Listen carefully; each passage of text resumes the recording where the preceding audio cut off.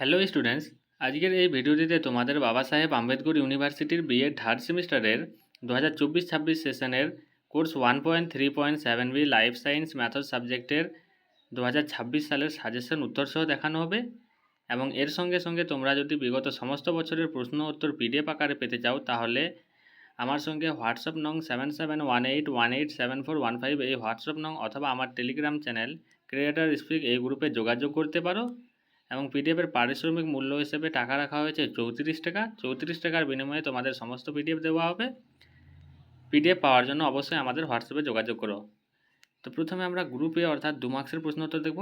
পরীক্ষায় তোমাদের 2 মার্কসের মোট 7টি প্রশ্ন থাকবে, তার মধ্যে যে কোনো 5টি করতে হবে। 1 নং দাগের প্রশ্ন হলো শিক্ষণ বিজ্ঞান ভিত্তিক পাঠ্য একক বিশ্লেষণের দুটি তাৎপর্য বা গুরুত্ব লিখুন। 2 নং দাগের প্রশ্ন হলো একটি শিক্ষা সহায়ক উপকরণ বলতে কী বোঝায়। 3 নং দাগের প্রশ্ন হলো একটি শিক্ষণ বিজ্ঞান ভিত্তিক বিশ্লেষণের যে কোনো দুটি ধাপ লিখুন। 4 নং দাগের প্রশ্ন হলো উচ্চ মাধ্যমিক স্তরে জীবন বিজ্ঞান বিষয়ে একটি পারদর্শিতা অভিক্ষা প্রয়োগে যে কোনো দুটি অসুবিধার কথা উল্লেখ করুন।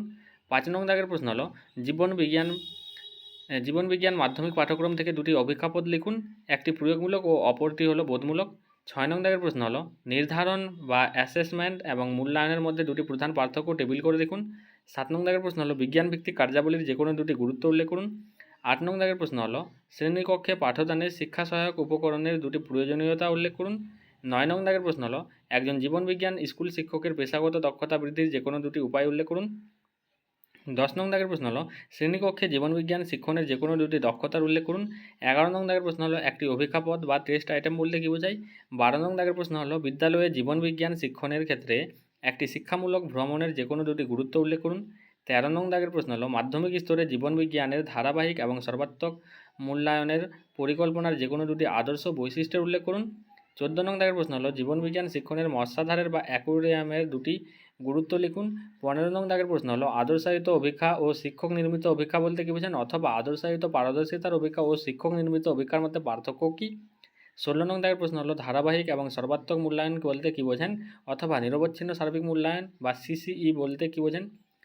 17 নং দাগের প্রশ্ন হলো অনুশিক্ষণের সংজ্ঞা দিন। 18 নং দাগের প্রশ্ন হলো বিজ্ঞান ক্লাব বা সংঘের দুটি কার্যকলাপের উল্লেখ করুন। 19 নং দাগের প্রশ্ন হলো ব্যবহারিক প্রদর্শন দক্ষতা বা প্র্যাকটিক্যাল বেসড ডেমনস্ট্রেশন স্কিল বলতে কী বোঝেন। 20 নং দাগের প্রশ্ন হলো শিক্ষা বিজ্ঞানসম্মত বিশ্লেষণ কী। 21 নং দাগের প্রশ্ন হলো প্রকল্প কাজের দুটি গুরুত্ব লিখুন। 22 নং দাগের প্রশ্ন হলো জীবন বিজ্ঞান শিক্ষকের প্রত্যাশিত গুণগুলি উল্লেখ করুন। 23 নং দাগের প্রশ্ন হলো বাস্তুতন্ত্রের ভারসাম্য রক্ষার পরিপ্রেক্ষিতে বার্ডস ওয়াচিং বা পক্ষী পরিদর্শনের দুটি উদ্দেশ্য লিখুন। 24 নং দাগের প্রশ্ন হলো বিজ্ঞান শিক্ষকের পেশাগত দক্ষতা বিকাশে প্রি সার্ভিস এবং ইন সার্ভিস প্রশিক্ষণের গুরুত্ব আলোচনা করুন। 24 নং দাগের প্রশ্ন হলো পারদর্শিতার অভিক্ষা বলতে কী বোঝেন। 25 নং দাগের প্রশ্ন হলো জীবন বিজ্ঞানে অনুশিক্ষণ ও প্রচলিত শিক্ষণের মধ্যে তুলনা করুন, অথবা গতানুগতিক শিক্ষণ ও অনুশিক্ষণের মধ্যে পার্থক্যগুলি কী কী। 26 নং দাগের প্রশ্ন হলো মূল্যায়ন ও পরিমাপ কাকে বলে, অথবা মূল্যায়ন ও পরিমাপের মধ্যে পার্থক্য কী। 27 নং দাগের প্রশ্ন হলো একটি আদর্শায়িত পারদর্শিতা অভিক্ষা গঠনের ধাপগুলি কী কী। 28 নং দাগের প্রশ্ন হলো বিদ্যালয়ে সংগঠিত বিজ্ঞান মেলা ও প্রদর্শনী যে কোনো দুটি উদ্দেশ্য উল্লেখ করুন। 29 নং দাগের প্রশ্ন হলো গঠনগত ও সমষ্টিগত মূল্যায়ন কী, অথবা গঠনগত ও সমষ্টিগত মূল্যায়নের মধ্যে পার্থক্য কী। এই ছিল মোট তোমাদের 29টি 2 মার্কসের প্রশ্ন উত্তর। এগুলো তোমরা অবশ্যই বুঝে বুঝে পড়বে, কারণ এগুলোর মধ্যে হয়তো কোনোটা 5 মার্কসে আসতে পারে। এরপর গ্রুপ বি অর্থাৎ 5 মার্কসের প্রশ্ন উত্তর। 5 মার্কসে মোট পরীক্ষায় তোমাদের 5টি প্রশ্ন থাকবে, তার মধ্যে যে কোনো 3টি করতে হবে। 1 নং দাগের প্রশ্ন হলো জীবনবিজ্ঞান শিক্ষণ বিজ্ঞান ভিত্তিক পাঠ্য বিশ্লেষণের পরিপ্রেক্ষিতে পূর্ব জ্ঞানের দুটি গুরুত্ব এবং শিক্ষণ প্রদীপনের 3টি গুরুত্ব লিখুন। 2 নং দাগের প্রশ্ন হলো কর্মরত অবস্থায় জীবনবিজ্ঞান শিক্ষকের প্রশিক্ষণ এবং পেশাগত বিকাশের প্রয়োজনীয়তা লিখুন। 3 নং দাগের প্রশ্ন হলো ষষ্ঠ থেকে দ্বাদশ শ্রেণীর মধ্যে যে কোনো একটি শ্রেণীর জীবনবিজ্ঞানের বিষয় অবলম্বনে গঠিত একটি কাল্পনিক শিক্ষণ বিজ্ঞান ভিত্তিক বিশ্লেষণের যে কোনো 5টি কাম্য শিক্ষণ সামর্থ্যবলীর আচরণ পরিবর্তন সাপেক্ষে উদাহরণ দিন। 4 নং দাগের প্রশ্ন হলো একজন উচ্চশিক্ষিত জীবনবিজ্ঞান শিক্ষকের যে কোনো 5টি গুণাবলী আলোচনা করুন। 5 নং দাগের প্রশ্ন হলো অনুকৃতি শিক্ষণ কি। জীবনবিজ্ঞানে অনুকৃতি পাঠের বৈশিষ্ট্য, সুবিধা ও অসুবিধাগুলি উল্লেখ করুন। 6 নং দাগের প্রশ্ন হলো জীবনবিজ্ঞান শিক্ষণের পরিপ্রেক্ষিতে বিজ্ঞান শিক্ষকের পেশাগত বিকাশ সম্পর্কে আলোচনা করুন। 7 নং দাগের প্রশ্ন হলো নির্দেশনামূলক উদ্দেশ্য উল্লেখ করে ক্লাস 6 থেকে 10 পর্যন্ত যে কোনো শ্রেণীর জীবনবিজ্ঞানের 5টি অভিক্ষাপদ লিখুন। 8 নং দাগের প্রশ্ন হলো মাধ্যমিক স্তরের জীবনবিজ্ঞান বিষয়ে একটি নিরবচ্ছিন্ন এবং সর্বাঙ্গীন মূল্যায়নের পরিকল্পনার গুরুত্ব আলোচনা করুন। 9 নং দাগের প্রশ্ন হলো একজন জীবনবিজ্ঞান শিক্ষকের 5টি পেশাগত গুণাবলী আলোচনা করুন। 10 নং দাগের প্রশ্ন হলো ছকসহ ব্লুপ্রিন্টের সংক্ষিপ্ত ধারণা বিবৃত করুন অথবা ব্লুপ্রিন্টের গুরুত্ব বা সুবিধা কী।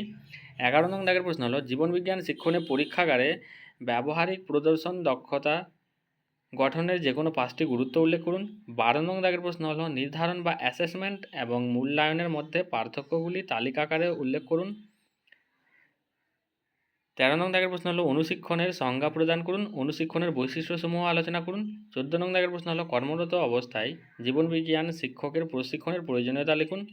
15 নং দাগের প্রশ্ন হলো সংক্ষেপে পারদর্শিতার অভিজ্ঞার মূল ধাপগুলি আলোচনা করুন।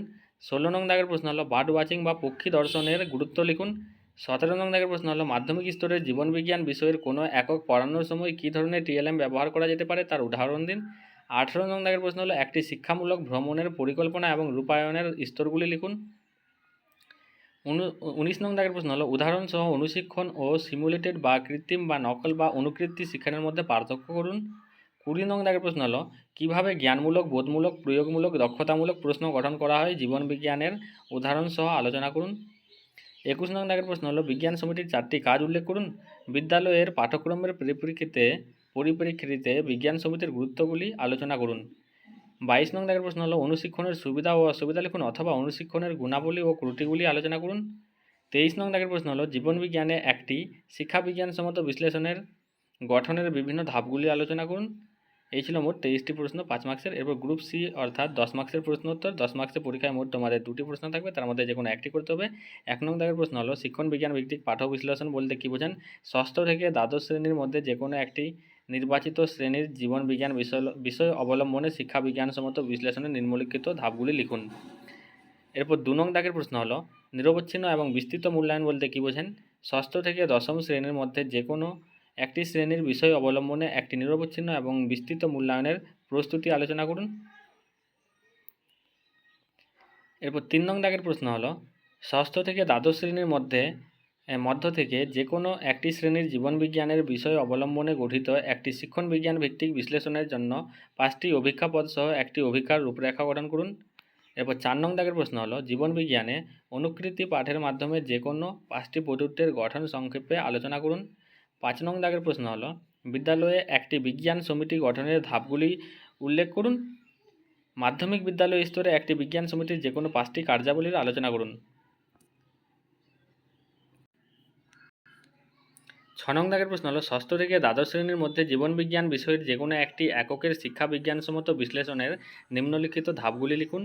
7 নং দাগের প্রশ্ন হলো বিদ্যালয় স্তরের জীবনবিজ্ঞান সিলেবাসের একটি বিষয়বস্তু নির্বাচন করে উপযুক্ত উদাহরণ সহযোগে তা শ্রেণীকক্ষে পড়ানোর উপযোগী এক বা একাধিক শিক্ষণ পদ্ধতি আলোচনা করুন। 8 নং দাগের প্রশ্ন হলো সপ্তম থেকে দশম শ্রেণীর অন্তর্গত জীবনবিজ্ঞানের একটি উপযুক্ত বিষয়বস্তু নির্বাচন করে শিক্ষা বিজ্ঞানসম্মত বিশ্লেষণের নিম্নলিখিত ধাপগুলি লিখুন। এই ছিল মোট 8টি 10 মার্কসের প্রশ্নোত্তর। এগুলো পড়া হয়ে গেলে অবশ্যই তোমরা টেক্সটবুক ফলো করবে যাতে তোমাদের কোনো সমস্যা না হয়, এবং অবশ্যই প্রশ্নগুলো বুঝে নিজের ভাষায় লেখার চেষ্টা করবে। এবং যদি সাজেশনটির PDF দরকার হয় তাহলে আমার সঙ্গে হোয়াটসঅ্যাপে কন্ট্যাক্ট করবে।